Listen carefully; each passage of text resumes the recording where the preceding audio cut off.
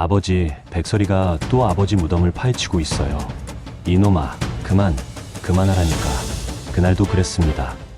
2025년 3월, 아버지 기일을 맞아 성묘를 갔을 때 일이었죠. 저는 장민호, 올해로 38이 된 동물행동 치료사입니다.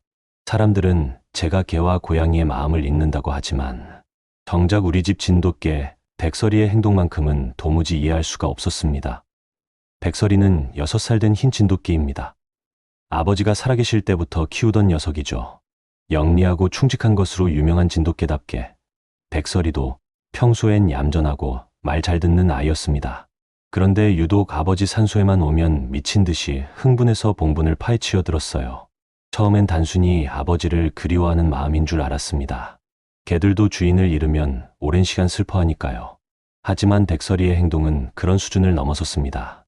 발톱이 부러져 피가 나도록 미친 듯이 땅을 긁어댔고 온 힘을 다해 막아도 기어코 다시 달려들곤 했죠. 형, 이건 좀 이상해. 백설이가 왜 저러는 거야?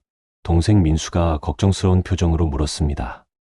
체육교사인 민수는 평소 합리적이고 이성적인 성격이라 이런 일을 미신이나 우연으로 치부하는 편이었지만 이번만큼은 달랐습니다. 나도 모르겠어. 벌써 4번째야. 성묘 올 때마다 이러니. 아내 다빈이가 백설이 목줄을 꽉 잡으며 말했습니다. 여보, 백설이 병원에 다시 데려가 봐야 하는 거 아니야? 작년부터 계속 이상했잖아. 맞습니다.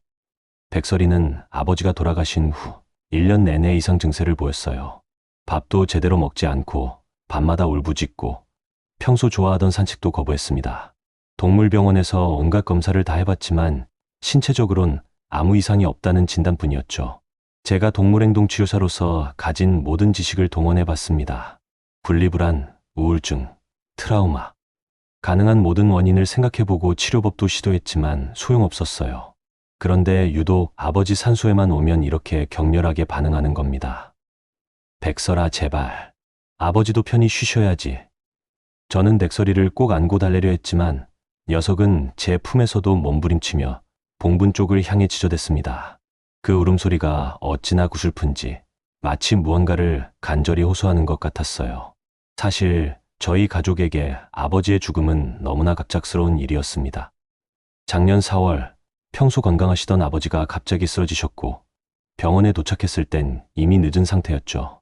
심근경색이었습니다. 69세, 아직 더 오래 사실 수 있는 나이였는데 아버지는 항상 백설이를 아끼셨잖아. 민수가 담배를 피우며 말했습니다. 매일 아침 백설이랑 산책하시고 저녁엔 마당에 앉아서 같이 시간 보내시고 백설이도 아버지를 얼마나 따랐는데 그때였습니다. 백설이가 갑자기 제품에서 벗어나 다시 봉분으로 달려갔어요. 이번엔 평소와 다른 지점을 집중적으로 파기 시작했습니다. 봉분 옆쪽, 정확히 말하면 봉분에서 한 미터쯤 떨어진 곳이었죠. 야, 백설아, 그만해. 민수가 달려가 백설이를 잡으려 했지만 녀석은 이를 드러내며 으르렁거렸습니다. 평소엔 절대 가족에게 이런 모습을 보이지 않는 아이였는데 말이죠. 잠깐, 민수야. 그냥 둬봐. 제가 민수를 막았습니다. 동물행동 치료사로서의 직감이었을까요? 백설이의 행동에 뭔가 목적이 있다는 느낌이 들었어요. 백설이는 미친 듯이 땅을 팠습니다.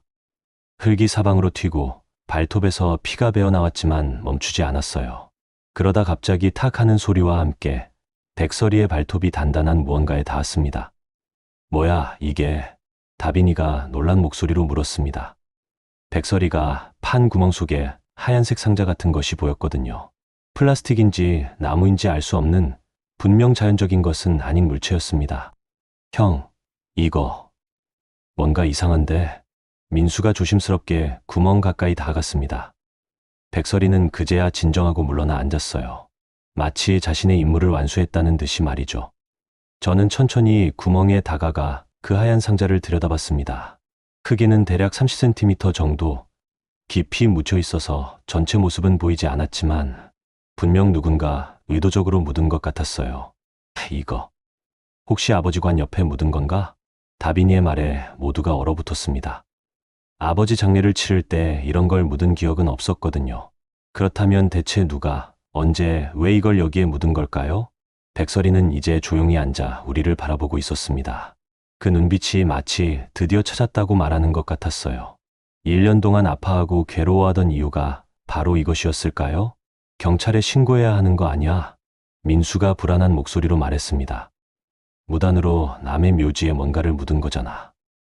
이건 명백한 불법이야. 하지만 저는 왠지 그럴 수 없었습니다. 백설이가 그토록 애타게 찾던 것을 이렇게 쉽게 넘겨버릴 수는 없었어요. 게다가 이게 정말 나쁜 의도로 묻은 것일까요? 아니면 다른 사연이 있는 걸까요? 일단 파보자. 제가 결심하고 말했습니다. 백설이가 이렇게까지 하는 데는 분명 이유가 있을 거야. 우리는 조심스럽게 흙을 더 파내기 시작했습니다. 하얀 상자는 생각보다 깊이 묻혀 있었어요. 누군가 정성껏 그리고 은밀하게 묻은 것이 분명했습니다. 마침내 상자 전체가 드러났을 때 우리는 모두 숨을 멈췄습니다. 그것은 작은 유골함이었어요. 누군가의 유골을 담은 이름도 없는 하얀 유골함이 아버지 묘 옆에 묻혀 있었던 겁니다. 이건 대체 말문이 막혔습니다. 누가 왜 이런 짓을 한 걸까요? 그리고 백설이는 어떻게 이걸 알았을까요? 백설이가 다가와 제 손을 핥았습니다. 그 따뜻한 감촉에 저는 문득 깨달았어요. 이건 시작에 불과하다는 것을. 이 유골함에는 분명 우리가 모르는 사연이 숨어 있고 백설이는 그것을 우리에게 알려주려 했던 거라는 것을 말이죠. 형, 어떻게 할 거야? 민수가 물었습니다. 저는 유골함을 바라보며 깊은 한숨을 쉬었어요. 동물행동 치료사로서 수많은 개들의 이상행동을 연구했지만 이런 경우는 처음이었습니다. 개가 숨겨진 유골을 찾아낸다니 과학적으로 설명이 가능한 일일까요? 하지만 한 가지는 확실했습니다. 백설이가 1년 동안 아파했던 이유, 그리고 오늘 이렇게 필사적으로 땅을 판 이유가 바로 이 유골함 때문이라는 것 말이죠. 저는 휴대폰을 꺼내 들었습니다. 경찰에 신고해야 할지 아니면 먼저 이 유골함의 정체를 알아봐야 할지 고민이 됐어요. 그때 다빈이가 조용히 말했습니다. 여보, 이거 혹시 아버지랑 관련이 있는 거 아닐까? 아버지가 생전에 누군가와 약속이라도 하신 건 아닐까? 그 말에 저는 아버지를 떠올렸습니다. 항상 따뜻하고 정이 많으셨던 아버지. 혹시 아버지가 우리 모르게 누군가를 도와주신 건 아닐까요? 그리고 그 누군가가 이렇게라도 아버지 곁에 있고 싶어 했던 건 아닐까요? 백설이는 이제 완전히 진정한 모습이었습니다. 마치 큰 짐을 내려놓은 것처럼 편안해 보였어요. 1년 동안의 고통이 드디어 끝난 것 같았습니다. 일단 집에 가서 아버지 유품을 다시 살펴보자. 제가 결론을 내렸습니다. 분명 단서가 있을 거야. 아버지가 왜 이걸 허락하셨는지, 그리고 이 사람이 누군지 알아내야 해. 우리는 조심스럽게 유골함을 다시 덮고 산을 내려왔습니다. 백설이는 처음으로 가벼운 발걸음으로 우리를 따라왔어요. 마치 자신의 사명을 다했다는 듯이 말이죠. 집으로 돌아오는 길, 저는 계속 생각했습니다. 동물의 직감이란 게 정말 존재하는 걸까? 백설이는 정말로 그 유골함의 존재를 느꼈던 걸까? 그리고 그것이 옳지 않다는 것을 우리에게 알려야 한다는 것을 알았던 걸까? 어쩌면 이 모든 게 우연일 수도 있습니다. 하지만 백설이의 그 간절한 눈빛을 본 순간 저는 확신했어요. 이건 우연이 아니라 백설이가 우리에게 전하려 한 메시지였다고. 그리고 이제 우리가 그 메시지의 의미를 찾아야 할 때라고 말이죠. 앞으로 어떤 진실이 밝혀질지 모르겠습니다. 하지만 한 가지는 분명해요. 백설이가 우리를 이 진실로 이끌었고 이제 우리는 그 진실과 마주해야 한다는 것 말입니다. 성묘에서 돌아온 그날 밤, 우리는 아버지 방에 모였습니다. 1년이 지났지만 여전히 아버지 냄새가 나는 것 같은 이 방에서 우리는 유품을 하나하나 살펴보기 시작했죠. 여기 아버지 일기장이 있어. 다빈이가 서랍에서 낡은 수첩을 꺼냈습니다. 아버지는 평생 일기를 쓰셨어요. 하루도 빠짐없이 그날 있었던 일과 느낌을 기록하셨죠. 돌아가시기 전날 밤에도 일기를 쓰셨더라고요. 저는 떨리는 손으로 일기장을 펼쳤습니다. 마지막 페이지부터 거꾸로 읽어 나갔어요. 그러다 돌아가시기 2달 전쯤의 일기에서 이상한 내용을 발견했습니다. 2월 15일, 은하가 또 울었다. 나율이 병이 깊어진다고 한다. 그 아이가 얼마나 공부를 열심히 했는데 이제 와서 심장병이라니. 은하도 나율이도 너무 불쌍하다. 내가 할 수 있는 게 더 없을까? 은하, 나율, 처음 듣는 이름들이었습니다. 형, 은하랑 나율이 누구야? 민수도 의아한 표정으로 물었습니다. 우리 가족 중에는 그런 이름을 가진 사람이 없었거든요. 계속 일기를 읽어 내려갔습니다. 은하와 나율이라는 이름이 자주 등장했어요. 특히 아버지가 돌아가시기 석 달 전부터는 거의 매일 그들에 대한 이야기가 적혀 있었습니다. 1월 8일, 은하가 병원비 때문에 운다. 나율이 수술을 해야 한다는데 돈이 없다고 한다. 내 통장에서 조금 보태주었다. 민호와 민수에게는 비밀이다. 아이들이 알면 걱정할 테니. 1월 23일, 나율이를 병원에 데려다 주었다. 24살 꽃다운 나이에 왜 이런 시련을 겪어야 하는지. 의대생이었다는데 병 때문에 학교도 그만뒀다고 한다. 은하는 오늘도 밤새 간병을 한다. 읽으면 읽을수록 가슴이 먹먹해졌습니다. 아버지는 우리 모르게 누군가를 도와주고 계셨던 거예요. 그것도 아주 깊이 진심으로. 잠깐 여기 봐. 다빈이가 다른 서랍에서 서류 뭉치를 꺼냈습니다. 병원 영수증들이었어요. 우리가 알고 있는 아버지 병원 기록이 아니었습니다. 박나율이라는 이름으로 된 심장내과 진료 기록들이었죠. 2024년 1월부터 4월까지 아버지가 돌아가신 때까지 계속 병원비를 내신 거네. 금액을 보니 놀랐습니다. 적지 않은 돈이었어요. 아버지가 평생 모으신 돈 중 상당 부분을 이나율이라는 사람의 치료비로 쓰신 것 같았습니다. 형, 여기 사진도 있어. 민수가 액자 뒤에서 사진 한 장을 발견했습니다. 아버지와 함께 찍은 사진이었는데 옆에는 50대쯤 되어 보이는 여성과 젊은 여자가 있었어요. 뒷면에는 은하, 나율과 함께 2024년 새해라고 적혀 있었습니다. 사진 속 젊은 여자는 창백했지만 환하게 웃고 있었습니다. 아버지도 그들과 함께 있을 때 정말 행복해 보였어요. 마치 진짜 가족처럼. 그때 백설이가 갑자기 일어나 아버지 옷장 쪽으로 갔습니다. 그리고는 옷장 아래를 발로 긁기 시작했어요.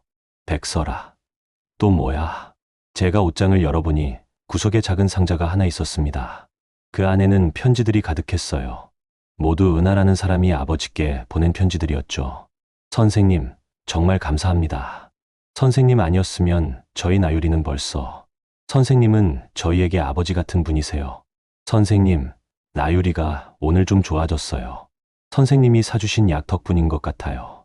나율이가 선생님 보고 싶다고 해요. 할아버지 보고 싶다고. 편지를 읽는 내내 눈물이 났습니다.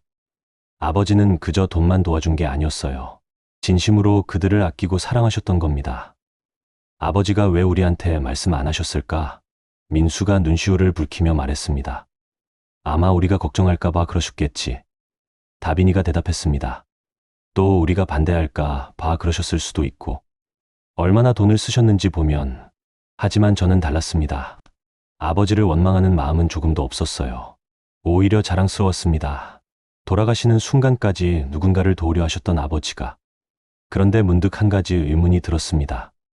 마지막 편지가 아버지 돌아가시기 일주일 전이었거든요. 그 이후로는 아무 소식이 없었습니다. 혹시 그 유골함이. 제가 말을 꺼내자 모두가 숨을 멈췄습니다. 설마 그 나율이라는 아이가? 백설이가 제 옆으로 와서 머리를 기댔습니다. 녀석의 눈을 보니 뭔가 더 알고 있는 것 같았어요. 1년 동안 백설이가 그토록 아파했던 이유가 이제야 조금씩 이해되기 시작했습니다. 내일 은하 씨를 찾아봐야겠어. 제가 결심했습니다. 주소나 연락처가 어디 있을 거야. 다시 서류를 뒤지기 시작했습니다.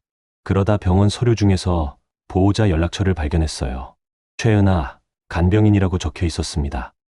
전화번호도 있었죠. 지금 전화해볼까? 민수가 물었지만 저는 고개를 저었습니다. 내일 직접 만나는 게 좋을 것 같아. 이런 얘기를 전화로 하기엔 그날 밤 저는 잠을 이룰 수 없었습니다. 계속 백설이 생각이 났어요. 그 아이는 어떻게 알았을까요? 아버지가 도와주던 사람이 아버지 곁에 묻혀 있다는 것을. 그리고 그것이 잘못되었다는 것을. 새벽녘에 백설이를 보러 마당에 나갔습니다. 녀석은 계집에서 나와 하늘을 보고 있었어요. 보름달이 환하게 비치는 밤이었죠. 백설아, 너는 다 알고 있었구나. 제가 말하자 백설이가 꼬리를 살랑거렸습니다. 아버지가 내게 부탁하신 거니 나율이를 찾아달라고? 백설이는 제 손을 핥았습니다. 따뜻하고 부드러운 감촉이었어요. 그 순간 저는 깨달았습니다. 이건 단순한 우연이 아니라는 것을. 백설이는 정말로 무언가를 느끼고 있었고 우리에게 전하려 했던 거라는 것을. 다음 날 아침 우리는 은하 씨를 찾아 나섰습니다. 병원 서류에 있던 주소는 낡은 다세대 주택이었어요. 초인종을 누르자 한참 뒤에 수척한 얼굴의 여성이 문을 열었습니다. 사진에서 본 그 사람이었죠. 누구시죠? 저는 장세일 선생님 아들 장민호입니다. 그 순간 은하 씨의 얼굴이 하얗게 질렸습니다. 그리고는 그 자리에 무릎을 꿇었어요. 죄송합니다. 정말 죄송합니다. 갑작스러운 상황에 우리는 당황했습니다. 은하 씨는 계속 눈물을 흘리며 사과했어요. 제가 잘못했어요. 용서해 주세요. 일단 일어나세요. 안으로 들어가서 얘기하시죠. 우리는 은하 씨를 부축해 집 안으로 들어갔습니다. 작고 낡은 집이었지만 깨끗하게 정돈되어 있었어요. 벽에는 나유리로 보이는 젊은 여자의 사진이 가득했습니다. 모두 밝게 웃고 있는 사진들이었죠. 하지만 가장 최근 사진 옆에는 검은 리본이 달려 있었습니다. 은하 씨가 차를 내우며 떨리는 목소리로 말하기 시작했습니다. 선생님이, 장 선생님이 저희를 얼마나 도와주셨는지 아세요? 선생님 아니었으면 저희 나유리는 그렇게 편하게 갈 수도 없었을 거예요. 나유 씨가, 네, 작년 4월에 선생님 돌아가시고 일주일 뒤에 갔어요. 마치 선생님 따라간 것처럼. 은하 씨는 한동안 말을 잇지 못했습니다. 우리도 마찬가지였죠. 선생님이 마지막에 저한테 그러셨어요. 나유리가 가면 자기 곁에 묻어달라고. 자기가 나유리 지켜주겠다고. 하지만 저는 돈이 없었어요. 봉안당도 묘지도 살 돈이 없었어요. 이제 모든 게 이해되기 시작했습니다. 왜 그 유골함이 아버지 묘 옆에 있었는지. 그래서 제가 몰래 밤에 가서 은하 씨는 울먹이며 고백했습니다. 죄송해요. 정말 죄송해요. 하지만 달리 방법이 없었어요. 나유리를 그냥 둘 수는 없었어요. 저는 은하 씨의 손을 잡았습니다. 차갑고 거친 손이었어요. 얼마나 고생을 했을지 느껴졌습니다. 괜찮아요. 아버지도 이해하실 거예요. 하지만 이건 불법이잖아요. 제가 감옥에 가도 할 말이 없어요. 민수가 조용히 말했습니다. 우리가 신고하지 않으면 되죠. 가족끼리 있었던 일인데요. 가족이라뇨? 은하 씨가 놀란 눈으로 우리를 봤습니다. 아버지가 그렇게 아끼셨으면 가족이죠. 다빈이가 미소 지으며 말했습니다. 그때 밖에서 백설이 짖는 소리가 들렸습니다. 우리가 데려온 백설이가 문 앞에서 기다리고 있었던 거예요. 백설이도 데려왔어요. 아버지가 키우시던 개예요. 은하 씨가 밖으로 나가자 백설이가 꼬리를 흔들며 달려왔습니다. 마치 오랜 친구를 만난 것처럼 반가워했어요. 어머, 백설이구나. 선생님이 항상 자랑하시던. 은하 씨가 백설이를 쓰다듬자 녀석은 그녀의 손을 핥았습니다. 그 모습을 보니 가슴이 뭉클했어요. 은하 씨, 나율 씨를 제대로 모시죠. 아버지 곁에 정식으로. 제가 제안했습니다. 그게 아버지 뜻이었다면 우리가 이뤄드려야죠. 은하 씨는 또다시 눈물을 흘렸습니다. 하지만 이번엔 감사의 눈물이었어요. 그날 우리는 오랫동안 이야기를 나눴습니다. 아버지가 어떻게 은하 씨와 나율 씨를 만났는지, 어떻게 도와주셨는지, 그리고 나율이가 얼마나 아버지를 따랐는지. 이야기를 들을수록 아버지가 더욱 그리워졌습니다. 백설이는 내내 은하 씨 곁을 떠나지 않았어요. 마치 위로하는 것처럼 그녀의 곁을 지켰죠. 그제야 저는 완전히 이해했습니다. 백설이가 1년 동안 아파했던 이유를. 녀석은 나유리의 영혼이 편히 쉬지 못한다는 걸 느꼈던 거예요. 그리고 우리가 그것을 바로잡아 주기를 기다렸던 거죠. 정말 동물의 감각은 신비롭습니다. 우리가 느끼지 못하는 것들을 그들은 느끼니까요. 어쩌면 백설이는 아버지의 마음도, 나유리의 억울함도, 은하 씨의 슬픔도 모두 느꼈을지 모릅니다. 은하 씨와 만난 다음 날 우리는 큰 결심을 했습니다. 아버지 묘를 정식으로 열어 나율 씨의 유골함을 제대로 모시기로 한 거죠. 하지만 이건 쉬운 결정이 아니었습니다. 법적으로도 복잡하고 무엇보다 아버지 묘를 다시 여는 것이 마음에 걸렸거든요. 정말 괜찮겠어, 형? 민수가 걱정스럽게 물었습니다. 아버지 편히 쉬시라고 모신 건데 다시 파헤치는 게 아버지라면 오히려 기뻐하실 거야. 저는 확신을 가지고 말했습니다. 일기에도 쓰셨잖아. 나유리를 곁에 두고 싶다고. 다빈이가 실무적인 문제를 제기했습니다. 그런데 허가는 어떻게 받지? 우연고 유골을 발견했다고 신고하면 경찰이 올 텐데. 그때 은하 씨가 떨리는 목소리로 말했습니다. 제가 자수하겠습니다. 모든 걸 털어놓고 벌을 받겠습니다. 그럴 필요 없어요. 제가 은하 씨를 말렸습니다. 다른 방법을 찾아봅시다. 우리는 먼저 장례식장 원장님께 조언을 구했습니다. 아버지 장례를 치렀던 곳이라 우리 사정을 잘 아시는 분이었죠. 원장님은 우리 이야기를 듣고 한참을 생각하시더니 이렇게 말씀하셨습니다. 공식적으로 파묘 신청을 하되 가족 합장을 위한 것이라고 하세요. 나율 씨를 양녀로 입양했던 서류를 만들면 됩니다. 돌아가신 분이라 소급 적용은 어렵지만 아버지의 유언장이 있다면 가능할 겁니다. 희망이 보이기 시작했습니다. 우리는 아버지의 서류를 다시 뒤졌고 정말로 유언장을 발견했어요. 공증은 받지 않았지만 아버지 자필로 쓰신 것이었죠. 나는 최은하 씨와 그녀의 딸 박나율을 내 가족처럼 여기며 그들이 어려울 때 도울 것을 약속한다. 만약 내게 무슨 일이 생기면 내 아들들이 그들을 돌봐주기를 바란다. 날짜는 돌아가시기 한 달 전이었습니다. 아버지는 이미 모든 걸 준비하고 계셨던 거예요. 파묘 허가를 받는 데는 일주일이 걸렸습니다. 그 사이 우리는 은하 씨와 더 많은 시간을 보냈어요. 그녀에게서 나유리의 이야기를 들을수록 우리는 그 아이를 진짜 가족처럼 느끼게 됐습니다. 나유리는 의대생이었어요. 정말 똑똑하고 착한 아이였죠. 은하 씨가 나유리의 사진을 보여주며 말했습니다. 심장이 안 좋은 걸 알면서도 의사가 되고 싶다고 했어요. 자기처럼 아픈 사람들을 돕고 싶다고. 어떻게 아버지를 만나게 되신 거예요? 다빈이가 물었습니다. 병원에서였어요. 제가 간병인 일을 하다가 장 선생님을 만났죠. 선생님은 정기검진 받으러 오셨는데 복도에서 쓰러진 나유리를 보고 도와주셨어요. 그때부터 인연이 됐죠. 백설이는 내내 은하 씨 곁에 있었습니다. 신기하게도 은하 씨가 울 때마다 백설이가 그녀의 손을 핥아주었어요. 마치 위로하는 것처럼. 드디어 파묘하는 날이 왔습니다. 이른 아침 우리는 아버지 산소에 모였어요. 전문 인부들이 조심스럽게 봉분을 열기 시작했습니다. 저기요. 여기 뭔가 이상한 게 있는데요. 인부 한 명이 소리쳤습니다. 정확히 백설이가 팠던 그 자리였어요. 하얀 유골함이 모습을 드러냈죠. 아, 그거는... 제가 설명하려는 순간 예상치 못한 일이 벌어졌습니다. 경찰차가 산소 아래 도착한 거예요. 누군가 신고를 한 모양이었습니다. 무슨 일입니까? 경찰관 2명이 올라왔습니다. 불법 매장 신고가 들어왔는데요. 우리는 당황했지만 침착하게 상황을 설명했습니다. 유언장도 보여드리고 은하 씨와의 관계도 설명했죠. 하지만 경찰관들은 규정대로 처리해야 한다며 유골함을 증거물로 가져가려 했습니다. 잠깐만요. 제가 막아섰습니다. 이건 우리 가족의 일입니다. 아버지가 원하신 일이에요. 그래도 절차는 지켜야 합니다. 일단 서에 가서... 그때였습니다. 백설이가 갑자기 유골함 앞에 가서 엎드렸어요. 그리고는 절대 비키지 않았습니다. 경찰관이 다가가자 으르렁거리기까지 했죠.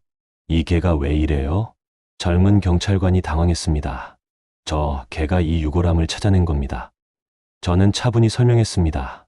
1년 동안 아파하다가 결국 이걸 찾아냈어요. 아버지의 뜻을 이루려고요.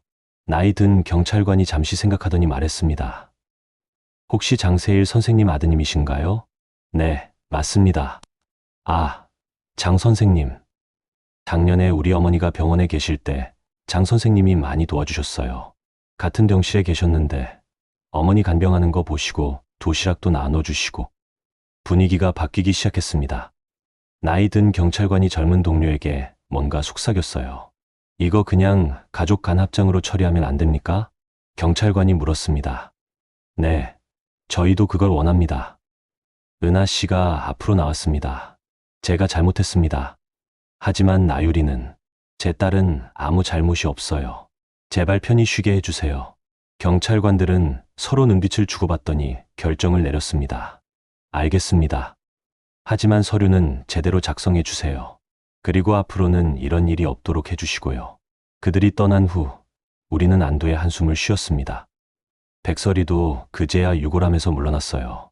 이제 본격적인 작업이 시작됐습니다. 아버지 관을 조심스럽게 들어올리고 그 옆에 나율 씨의 유골함을 정식으로 안치할 자리를 만들었죠. 여기가 좋겠네요. 인부가 가리킨 곳은 아버지 관 바로 옆이었습니다. 마치 아버지가 나유리를 품어주는 것 같은 위치였죠. 은하 씨는 나유리의 유골함을 직접 들고 그 자리에 모셨습니다. 그녀의 손은 떨리고 있었지만 얼굴에는 안도의 빛이 보였어요. 나유라, 이제 편히 쉬렴. 할아버지가 지켜주실 거야. 은하 씨의 말에 우리 모두 눈시울이 붉어졌습니다. 민수는 돌아서서 눈물을 닦았고 다빈이는 제 손을 꼭 잡았어요. 그때 놀라운 일이 일어났습니다. 백설이가 갑자기 하늘을 향해 길게 울부짖었어요. 그런데 그 울음소리가 슬프지 않았습니다. 오히려 기쁜 것 같았어요. 마치 이제 됐다고 말하는 것처럼. 백설이도 이제 안심인가 봐요. 은하 씨가 백설이를 쓰다듬으며 말했습니다. 우리는 다시 봉분을 만들었습니다. 이번에는 조금 더 크게 두 분이 함께 계실 수 있도록. 묘비에는 새로운 글귀를 추가했어요. 사랑하는 아버지 장세일, 그리고 그의 마음속 손녀 박나율, 여기 함께 잠들다. 작업이 끝난 후 우리는 간단한 제사를 지냈습니다. 은하 씨가 준비해온 나유리가 좋아했던 음식들도 함께 올렸죠. 아버지, 이제 나유리와 함께 계세요. 아버지가 그토록 아끼셨던 아이니까 잘 돌봐주실 거죠? 제가 묘비 앞에서 말했습니다. 선생님, 감사합니다. 정말 감사합니다. 은하 씨는 계속 절을 하며 감사 인사를 했어요. 백설이는 새로 만든 봉분 주위를 한 바퀴 돌더니 만족스러운 듯 그 앞에 앉았습니다. 1년 만에 처음으로 편안해 보이는 모습이었어요. 해가 지기 시작했습니다. 노을이 산 전체를 붉게 물들였죠. 우리는 묵념을 하고 산을 내려왔습니다. 이제 백설이도 괜찮아질 거예요. 다빈이가 백설이를 보며 말했습니다. 정말로 백설이는 달라 보였어요. 걸음걸이도 가볍고 꼬리도 힘차게 흔들었죠. 집에 돌아온 백설이는 처음으로 밥을 제대로 먹었습니다. 1년 만이었어요. 그 모습을 보며 우리는 모두 안도했죠. 형, 정말 신기하지 않아? 민수가 맥주를 마시며 말했습니다. 백설이가 어떻게 알았을까? 그 유골함이 거기 있다는 걸. 동물들은 우리가 모르는 감각이 있대. 다빈이가 대답했습니다. 특히 진돗개는 영적인 감각이 뛰어나다고 하더라고. 저는 백설이를 바라봤습니다. 녀석은 이제 평화롭게 잠들어 있었어요. 1년간의 고통이 끝난 것처럼 깊은 잠에 빠져 있었죠. 그날 밤, 은하 씨에게서 전화가 왔습니다. 정말 감사합니다. 오늘 나율이 꿈을 꿨는데 아이가 웃고 있었어요. 할아버지 손을 잡고 행복해 하더라고요. 전화를 끊고 나서 저는 아버지 사진을 봐봤습니다. 사진 속 아버지는 언제나처럼 온화하게 웃고 계셨어요. 아버지, 잘하신 거죠? 나유리를 가족으로 받아주신 거. 우리도 찬성해요. 다음날 아침, 백설이는 완전히 회복된 모습이었습니다. 밥도 잘 먹고 산책도 즐기고 심지어 공놀이까지 했어요. 1년 전 모습 그대로였죠. 이 일을 겪으면서 저는 많은 걸 깨달았습니다. 가족이란 게 꼭 피로 이어진 관계만은 아니라는 것. 마음으로 이어진 관계도 충분히 가족이 될 수 있다는 것. 그리고 때로는 동물들이 우리보다 더 순수하게 그런 마음을 느낀다는 것을요. 백설이는 나유리의 억울함을 느꼈고 그것을 우리에게 알려주려 1년을 고통스럽게 보냈습니다. 그리고 마침내 모든 것이 제자리를 찾자 다시 평온을 되찾았죠. 정말 대단한 아이입니다. 합장을 마친 지 보름쯤 지났을 때였습니다. 은하 씨가 집으로 찾아왔어요. 손에는 큰 상자를 들고 있었는데 표정이 무척 진지해 보였습니다. 이걸 드리려고 왔어요. 나유리가 남긴 것들이에요. 상자 안에는 노트 여러 권과 사진첩, 그리고 작은 소품들이 들어 있었습니다. 그 중에서도 눈에 띄는 건 빛바랜 일기장이었죠. 나유리가 장 선생님에 대해 쓴 일기예요. 읽어보시면 아마 놀라실 거예요. 우리는 거실에 둘러앉아 나유리의 일기를 펼쳤습니다. 첫 장부터 아버지에 대한 이야기가 가득했어요. 2024년 1월 15일. 오늘 할아버지가 오셨다. 그렇게 부르라고 하셨다. 처음엔 어색했는데 이제는 정말 친할아버지 같다. 병원비 봉투를 두고 가셨다. 엄마가 울었다. 나도 울었다. 2월 3일. 할아버지가 내가 좋아하는 딸기를 사오셨다. 비싼 건데. 미안하고 고맙다. 할아버지는 의사가 되고 싶다는 내 꿈을 응원해 주신다. 병이 나으면 꼭 의사가 되어서 할아버지처럼 따뜻한 사람이 되고 싶다. 읽다 보니 눈물이 났습니다. 24살 꽃다운 나이에 죽음을 앞둔 아이가 그래도 희망을 잃지 않으려 애쓰는 모습이 고스란히 담겨 있었거든요. 나유리는 정말 강한 아이였어요. 은하 씨가 말했습니다. 심장이 점점 나빠지는 걸 알면서도 끝까지 공부했어요. 병실에서도 의학 서적을 놓지 않았죠. 의대는 어떻게 된 거예요? 민수가 물었습니다. 3학년 때 쓰러졌어요. 그때부터 휴학과 복학을 반복했죠. 결국은 포기할 수밖에 없었어요. 은하 씨는 잠시 말을 멈췄다가 다시 입을 열었습니다. 사실 제가 오늘 온 진짜 이유는 모든 걸 털어놓으려고요. 장 선생님과 나유리, 그리고 저의 이야기를요. 우리는 조용히 은하 씨의 이야기를 들을 준비를 했습니다. 다빈이가 차를 내왔고 백설이도 와서 은하 씨 옆에 앉았어요. 저는 원래 간호조무사였어요. 작은 병원에서 일했죠. 남편은 나유리가 5살 때 교통사고로 세상을 떠났어요. 그때부터 혼자 나유리를 키웠죠. 은하 씨의 눈가가 촉촉해졌습니다. 나유리는 정말 똑똑한 아이였어요. 전교 1등을 놓치지 않았고 의대도 수석으로 들어갔죠. 제 자랑이었어요. 그런데 선천성 심장병이었나요? 제가 조심스럽게 물었습니다. 아니에요. 바이러스성 심근염이었어요. 독감인 줄 알고 참았다가 심장까지 번진 거예요.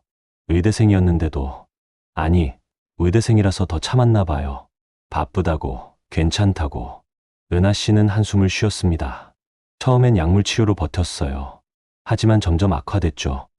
심장 이식이 필요하다는 진단을 받았을 때 나유리보다 제가 더 무너졌어요. 그때 아버지를 만나신 거군요. 네. 장 선생님은 정기검진 받으러 오셨다가 복도에서 쓰러진 나유리를 보셨어요. 다들 그냥 지나쳤는데 선생님만 달려오셔서 도와주셨죠. 은하 씨는 그날을 생생히 기억하는 듯 했습니다. 선생님이 나유리를 업고 응급실까지 뛰어가셨어요. 69살 어르신이. 그리고는 계속 곁에 계셨죠. 왜 그러시냐고 물었더니 우리 손녀 같아서라고 하셨어요. 아버지다운 말씀이네요. 다빈이가 미소 지으며 말했습니다. 그날부터 선생님은 정말 할아버지처럼 나유리를 돌봐주셨어요.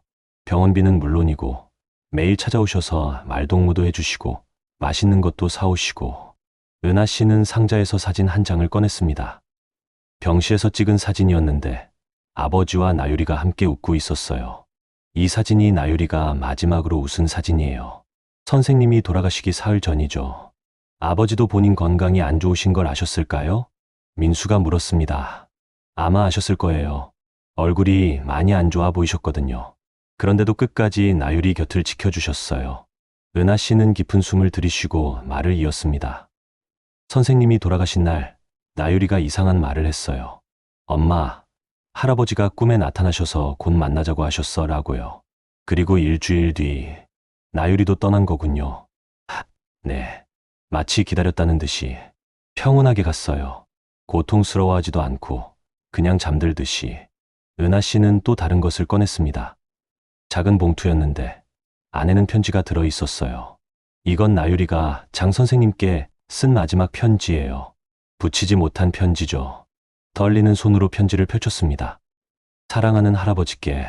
할아버지, 저 나유리예요. 이제 곧 할아버지를 만나러 갈 것 같아요. 무섭지 않아요.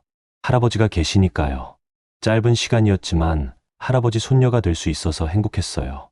태어나서 처음으로 할아버지라는 존재를 알게 됐어요. 따뜻하고 든든하고 무조건적인 사랑을 주시는 분이라는 거요. 엄마를 부탁드려요. 저 때문에 너무 힘들어 하셨거든요.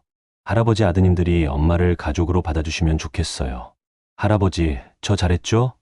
끝까지 포기하지 않고 버텼어요. 할아버지가 자랑스러워하실 수 있게요. 곧 만나요. 그때까지 잠시만 기다려주세요. 할아버지를 사랑하는 손녀 나율 올림. 편지를 읽는 내내 우리는 모두 울었습니다. 민수는 고개를 돌렸고 다빈이는 손수건으로 눈물을 닦았어요. 저도 참을 수가 없었습니다. 나유리가 정말로 아버지를 할아버지로 여겼네요. 그래서 제가 그 아이를 선생님 곁에 묻은 거예요. 은하 씨가 고백했습니다. 돈이 없어서가 아니에요. 사실 나유리 보험금이 나왔거든요. 하지만 나유리가 그토록 따랐던 할아버지 곁에 있게 해주고 싶었어요. 그런데 왜 몰래? 무서웠어요. 거절당할까봐. 남이니까, 피 한 방울 섞이지 않은 남이니까 안 된다고 할까봐. 은하 씨는 무릎을 꿇었습니다. 죄송해요. 정말 죄송해요. 하지만 나유리에게 할아버지는 진짜 가족이었어요. 세상에서 가장 사랑하는 할아버지였어요. 저는 은하 씨를 일으켜 세웠습니다. 이제 그만 일어나세요. 나유리는 이미 우리 가족이에요. 정말요? 당연하죠. 아버지가 그렇게 사랑하신 분들인데요. 백설이가 은하 씨에게 다가가 꼬리를 흔들었습니다. 그 모습이 마치 당연하지라고 말하는 것 같았어요. 은하 씨는 또 하나를 꺼냈습니다. 작은 나무 상자였어요. 이건 나유리가 가장 아끼던 거예요. 청진기예요. 의사가 되면 쓰려고 산 거죠. 청진기는 새 것처럼 깨끗했습니다. 한 번도 사용하지 못한 채 주인을 잃은 청진기였죠. 이걸 장 선생님 묘에 같이 묻어주시면 안 될까요? 나유리가 하늘에서라도 의사가 될 수 있게. 좋은 생각이에요. 다빈이가 말했습니다. 다음번 성묘 때 가져가서 묻어드리죠. 그날 우리는 밤늦도록 이야기를 나눴습니다. 은하 씨는 나유리의 어린 시절부터 시작해서 성장 과정, 그리고 투병 생활까지 모든 걸 들려줬어요. 나유리는 마지막까지 희망을 잃지 않았어요. 엄마, 내가 나으면 훌륭한 의사가 되어서 할아버지 같은 환자분들을 도울 거야 라고 했죠. 아버지도 그런 나유리를 자랑스러워하셨을 거예요. 제가 말했습니다. 선생님은 정말 나유리를 손녀처럼 사랑하셨어요. 우리 나유리가 의사가 되면 얼마나 훌륭할까 하고 자주 말씀하셨죠. 백설이가 은하 씨 곁에 머리를 기댔습니다. 그 따뜻한 체온이 은하 씨에게 위로가 되는 것 같았어요. 은하 씨, 이제 혼자가 아니에요. 제가 말했습니다. 아버지가 가족이라고 하셨으니 우리도 은하 씨를 가족으로 생각할게요. 정말 감사합니다. 은하 씨는 또다시 눈물을 흘렸습니다. 하지만 이번엔 슬픔의 눈물이 아니라 감사의 눈물이었어요. 그날 이후 은하 씨는 정식으로 우리 가족이 되었습니다. 명절에는 함께 성묘를 가고 가족 모임에도 참석했죠. 백설이도 은하 씨를 보면 항상 반갑게 맞이했어요. 어느 날 은하 씨가 전화를 했습니다. 민호 씨, 제가 다시 일을 시작하려고 해요. 간병인으로요. 나유리처럼 아픈 아이들을 돌보고 싶어요. 좋은 생각이에요. 은하 씨라면 훌륭한 간병인이 되실 거예요. 나유리가 하늘에서 기뻐하겠죠? 당연하죠. 그리고 아버지도요. 전화를 끊고 나서 백설이를 봤습니다. 녀석은 평화롭게 햇볕을 쬐고 있었어요. 이제는 완전히 예전 모습을 되찾은 건강한 개였죠. 모든 비밀이 밝혀지고 모든 오해가 풀렸습니다. 나유리는 이제 정식으로 아버지 곁에서 편히 쉬고 있고 은하 씨는 새로운 가족을 얻었죠. 그리고 백설이는 자신의 사명을 완수한 후 다시 행복한 개가 되었습니다. 1년이 흘렀습니다. 2026년 봄, 다시 아버지 기일이 돌아왔죠. 하지만 이번 성묘는 작년과는 완전히 달랐습니다. 우리는 이제 두 분을 모시러 가는 거니까요. 은하 씨, 준비됐어요? 제가 물었습니다. 은하 씨는 정성껏 준비한 음식을 들고 있었어요. 나유리가 좋아했던 딸기, 케이크와 아버지가 좋아하셨던 약밥이었죠. 네, 오늘은 특별한 날이니까 더 정성껏 준비했어요. 민수와 다빈이도 함께였습니다. 그리고 당연히 백설이도요. 이제는 완전히 건강해진 백설이는 신나서 꼬리를 흔들고 있었어요. 산에 오르는 길, 작년과는 분위기가 사뭇 달랐습니다. 무겁고 슬픈 마음보다는 따뜻하고 평온한 기분이었어요. 마치 오랜만에 가족을 만나러 가는 것처럼. 형, 여기 표지판 새로 세웠네? 민수가 가리킨 곳에는 새 표지판이 있었습니다. 장세일박나율 가족묘라고 적혀 있었어요. 묘지에 도착하자 백설이가 먼저 달려가 봉분 앞에 앉았습니다. 그리고는 조용히 머리를 숙였어요. 마치 인사를 하는 것처럼. 백설이도 인사하는구나. 다빈이가 미소 지으며 말했습니다. 우리는 준비해온 음식을 차렸습니다. 그리고 은하 씨가 가져온 것을 하나 더 꺼냈어요. 나유리의 청진기였습니다. 오늘 이걸 묻어드리려고요. 은하 씨가 작은 구멍을 파고 청진기를 넣었습니다. 그리고는 조용히 말했어요. 나유라, 이제 하늘에서 의사가 되렴. 할아버지랑 함께 아픈 천사들을 돌봐주렴. 그때 놀라운 일이 일어났습니다. 바람이 불어와 벚꽃잎이 날렸는데 그 꽃잎들이 마치 춤을 추듯 봉분 위를 돌았어요.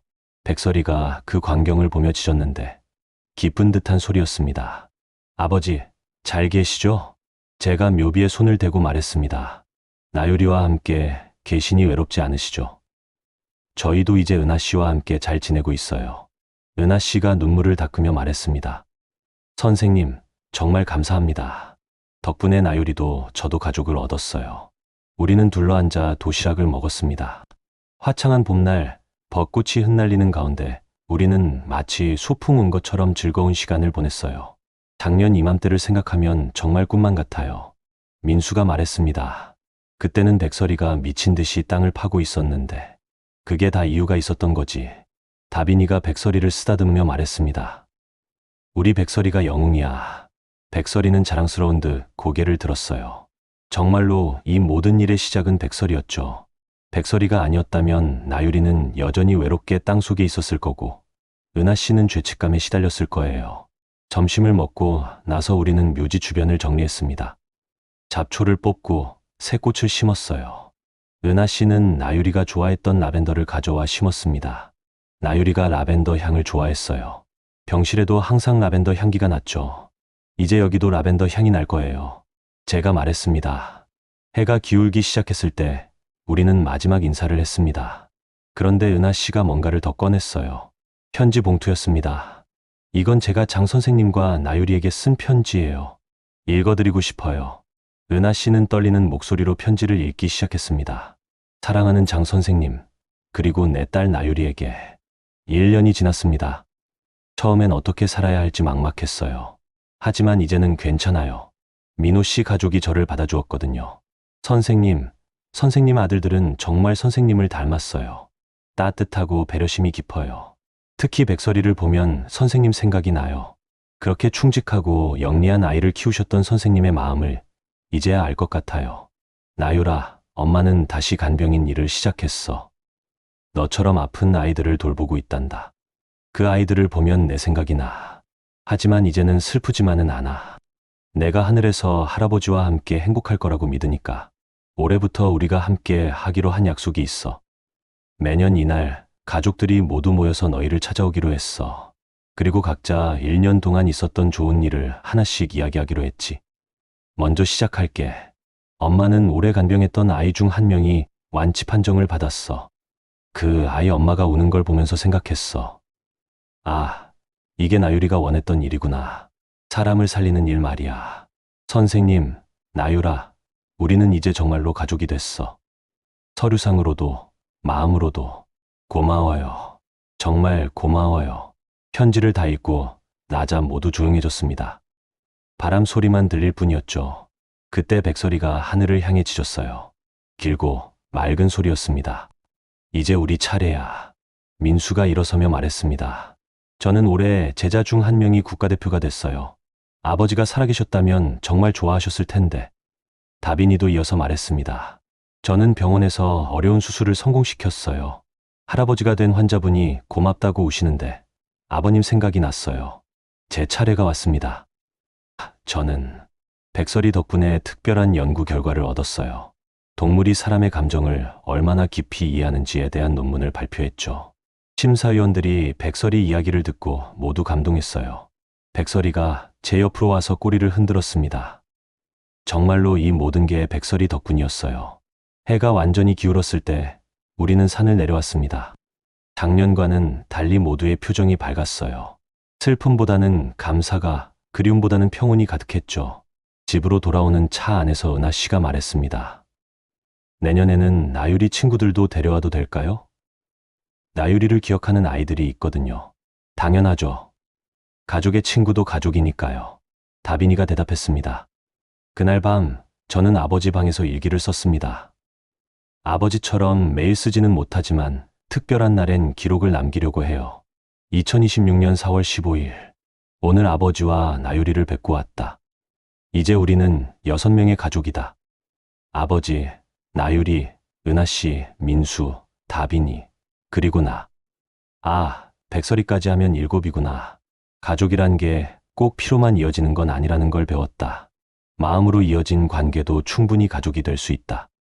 아버지가 그걸 가르쳐 주셨다. 백설이는 오늘도 건강하다. 가끔 봉분이 있는 쪽을 바라보며 짖곤 하는데 이제는 슬픈 울음이 아니다. 인사하는 것 같다. 잘 계시죠? 하고 묻는 것 같다. 내년 이맘때도 그 다음 해에도 우리는 계속 이렇게 모일 것이다. 가족이니까. 일기를 덮고 창밖을 봤습니다. 보름달이 환하게 떠 있었어요. 작년 이맘때도 보름달이었죠. 그때는 백설이가 슬프게 울부짖었는데 지금은 평화롭게 잠들어 있습니다. 문득 궁금해졌습니다. 혹시 백설이는 처음부터 다 알고 있었던 건 아닐까? 나유리가 그곳에 있다는 것도, 은하 씨의 마음도, 그리고 우리가 결국 한 가족이 될 거라는 것도 걔들은 때로 사람보다 더 많은 걸 압니다. 보이지 않는 것을 보고 들리지 않는 것을 듣죠. 백설이도 그랬을 겁니다. 그래서 그토록 애타게 우리를 그곳으로 이끌었겠죠. 며칠 뒤 은하 씨에게서 전화가 왔습니다. 민호 씨, 좋은 소식이 있어요. 제가 간병하던 아이가 이식 수술을 받게 됐대요. 기증자가 나타났다고. 정말 다행이네요. 그 아이 이름이 나은이에요. 나율이랑 비슷하죠? 이것도 인연인가 봐요. 전화를 끊고 백설이를 봤습니다. 녀석은 꼬리를 흔들며 제게 다가왔어요. 그 맑은 눈을 보니 문득 이런 생각이 들었습니다. 어쩌면 이 모든 게 처음부터 정해진 운명이었을지도 모른다고. 아버지가 은하 씨와 나유리를 만난 것도, 백설이가 그들을 찾아낸 것도, 그리고 우리가 한 가족이 된 것도 삶이란 참 신비롭습니다. 때로는 개 한 마리가 인생을 바꾸기도 하고 죽음이 새로운 인연을 만들기도 하죠. 우리 가족의 이야기가 바로 그런 것 같습니다. 여러분도 혹시 비슷한 경험이 있으신가요? 반려동물이 특별한 무언가를 알려준 적이 있나요? 아니면 예상치 못한 인연으로 가족이 늘어난 경험은요? 저희처럼 특별하지 않더라도 누구나 마음속에 하나쯤은 신비로운 이야기를 품고 있을 거예요. 그런 이야기들을 나누고 싶네요. 때로는 나눔으로써 우리가 더 가까워지기도 하니까요. 백설이는 이제 9살이 됐습니다. 진돗개로서는 중년이죠. 하지만 여전히 건강하고 활발합니다. 가끔 산책하다가 아버지 산소 방향을 바라보곤 하는데 그럴 때면 평온한 표정을 짓습니다. 모든 것이 제자리를 찾았다는 안도감 같은 거겠죠. 저도 그런 기분입니다. 우리 가족도, 백설이도, 그리고 하늘에 계신 아버지와 나유리도 모두가 평안하기를